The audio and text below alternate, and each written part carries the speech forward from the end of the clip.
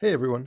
So in the next couple videos, I'm going to be talking about a different sort of optimization problem, something called a constrained optimization problem.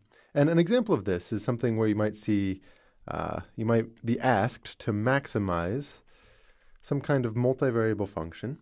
And let's just say it was the function f of xy is equal to x squared times y. But that's not all you're asked to do. You're subject to a certain constraint where you're only allowed values of x and y on a certain set. And I'm just going to say the set of all values of x and y such that x squared plus y squared equals 1. And this is something you might recognize as the unit circle, this particular constraint that I've put on here. This is the unit circle. So one way that you might think about a problem like this, you're maximizing a certain two-variable function, is to first think of the graph of that function. That's what I have pictured here, is the graph of f of xy equals x squared times y. And now this constraint, x squared plus y squared, is basically just a subset of the xy plane. So if we look at it head-on here, and we look at the xy plane, this circle represents all of the points xy such that this holds. And what I've actually drawn here isn't the circle on the xy plane, but I've projected it up onto the graph. So this is showing you basically the values where this constraint holds, and also what they look like when graphed. So a way you can think about a problem like this is that you're looking on this circle, this kind of projected circle onto the graph, and looking for the highest points. And you might notice kind of here, there's sort of a peak on that wiggly circle, and over here there's another one. And then the low points would be, around that point and around over here. Now, this is good, and I think this is a nice way to sort of wrap your head around what this problem is asking. But there's actually a better way to visualize it in terms of finding the actual solution. And that's to look only in the xy plane, rather than trying to graph things, and just limit our perspective to the input space. So what I have here are the contour lines for f of xy equals x squared plus y squared. And if you're unfamiliar with contour lines or a contour map, I have a video on that. You can go back and take a look. It's going to be pretty crucial for the next couple videos to have a feel for that. But basically, each one of these lines represents a certain constant value for f. So for example, one of them might represent all of the values of x and y, where f of xy is equal to, 2. Right? So if you looked at all the values of x and y where this is true, you'd find yourself on one of these lines. And each line represents a different possible value for what this constant here actually is.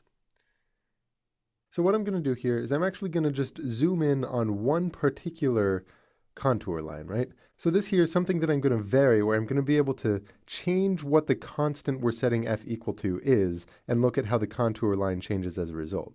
So for example, if I put it around here-ish, what you're looking at is the contour line for f of xy equals 0.1. So all of the values on these two blue lines here tell you what values of x and y satisfy 0.1. But on the other hand, I could also shift this guy up, and maybe I'll shift it up. I'm going to set it to where that constant is actually equal to 1. So that would be kind of an alternative. I'll just kind of separate over here. That would be the line where f of xy is set equal to 1 itself. And the main thing I want to highlight here is that at some values, like 0.1, this contour line intersects with the circle. It intersects with our constraint. And let's just think about what that means. If there's a point, x and y, on that intersection there, that basically gives us a pair of numbers, x and y, such that this is true, that fact that f of xy equals 0.1, and also that x squared plus y squared equals 1. So it means this is something that actually exists and is possible. And in fact, we can see that there's 4 different pairs of numbers where that's true, where they intersect here, where they intersect over here, and then the other 2 kind of symmetrically on that side. But on the other hand, if we look at this other world, where we shift up to the line f of xy equals 1, this never intersects with the constraint. So what that means is x, y, the pairs of numbers that satisfy this guy, are off the constraint.